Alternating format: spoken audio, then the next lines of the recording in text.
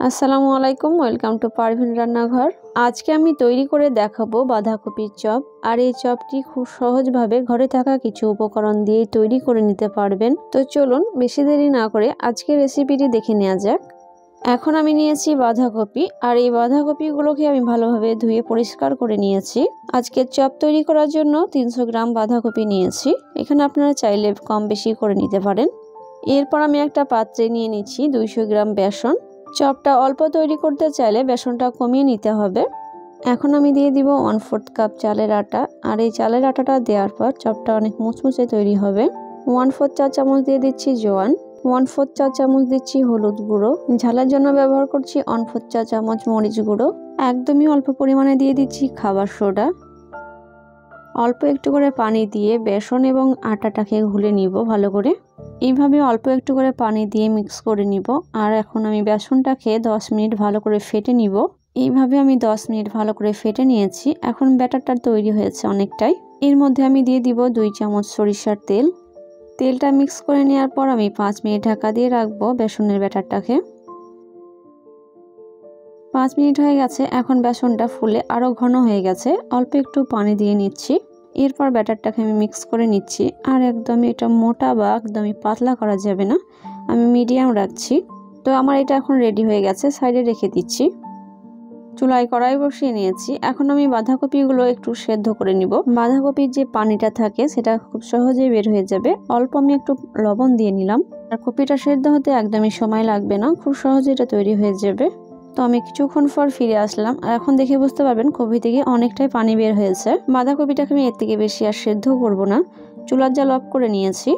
এখন আমি এটাকে ছেঁকে নিব যাতে করে পানিটা ঝরে যায় খুব সহজেই। চুলার জাল অন করে নিয়ে একটা কড়াই বসিয়ে 2 থেকে 3 চামচ আমি তেল দিয়ে নিচ্ছি। তেলটা কিছুটা গরম হয়ে আসলে আমি দিয়ে দেবো একটা বড় সাইজের পেঁয়াজ। পেঁয়াজটাকে কিছুক্ষণ নাড়াচাড়া করে দিয়ে দেবো আদা রসুন পেস্ট 1 চামচ। আবারও আদা রসুন এবং পেঁয়াজটাকে ভেজে নিব ভালো করে।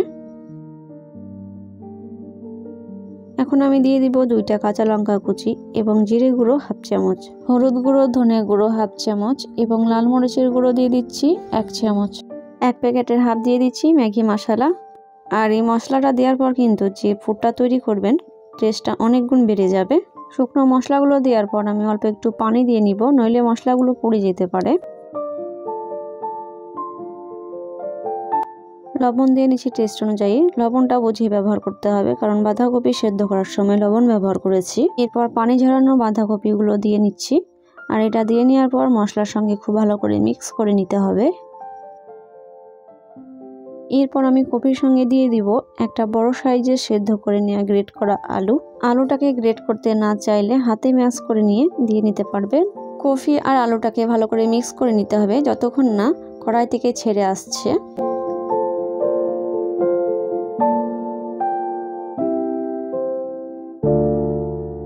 এখন দেখে বুঝতে পারবেন চপের পুরটা একদম কড়াই থেকে ছেড়ে আসছে, মানে হয়ে গেছে। এখন আমি ধনিয়া পাতা ছড়িয়ে চুলার জালটা অফ করে নামিয়ে নিচ্ছি। এরপর আমি পুরটাকে একটু ঠান্ডা করে নিয়েছি। এখন অল্প একটু করে হাতে গোল করে নিচ্ছি। একটা মগের মধ্যে আমি একটা র্যাপ বিছিয়ে নিয়েছি। এখন আমি এইভাবে মুড়ি দেওয়ার পর ঠিক একটা হাত দিয়ে প্রেস করে নিলে গোল তৈরি হয়ে যাবে। আর এইগুলো কিন্তু চপ ভাজার সময় সঙ্গে সঙ্গে এগুলো দিয়ে তৈরি করে নিতে পারবেন। তো এইভাবে আমি গোল করে সব তৈরি করে নিচ্ছি। হাতে গোল করার থেকে কিন্তু মগ বা গ্লাসের মধ্যে তৈরি করে নিলে এক সাইজে তৈরি হয়ে যাবে। চপের পুরটা আমি খুব বেশি মোটা তৈরি করছি না। তো চপগুলোর সাইজ আমি তৈরি করে নিয়েছি। এখন আমি নিয়ে চলে যাব চুলায় ভাজার জন্য। চুলায় ফ্রাই প্যান বসিয়ে পরিমাণ মতো তেল গরম করে নিয়েছি। এখন আমি চপগুলো আস্তে আস্তে এইভাবে দিয়ে নিব। বেসনের ব্যাটারে ঠিক এইভাবে আমি লাগিয়ে নিয়ে তেলে ছেড়ে দিচ্ছি। চপগুলো দেওয়ার সময় 1 ইঞ্চি ফাঁকা রাখাই ভালো, নইলে কিন্তু একে অপরের সঙ্গে জয়েন্ট লেগে যেতে পারে। চপগুলো দেওয়ার পর দেখে বুঝতে পারবেন ফুলতে শুরু করেছে। তো এইভাবে উল্টে পাল্টে আমি ভেজে নিব লাল করে। এখন চপের কালারটা দেখে বুঝতে পারবেন লাল হতে শুরু করেছে। তবে চপগুলো ভাজার সময় মিডিয়াম টু হাই আঁচে ভেজে নিতে হবে। চপগুলোকে আমি লাল করে ভেজে নিয়েছি, এর থেকে বেশি ভাজবো না। তেল ঝরিয়ে তুলে নিচ্ছি। চপগুলোকে আমি এখন তেল ঝরিয়ে টিস্যু পেপারে রেখে দিচ্ছি। এক্সট্রা তেলটা কিন্তু আর থাকবে না। তো এইভাবে তুলে নিয়ে বাকি সবগুলো চপ ভেজে নিচ্ছি।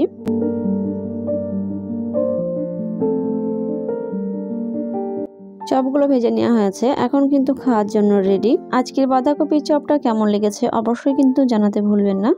একটা ভেঙে দেখিয়ে দিচ্ছি কেমন হয়েছে।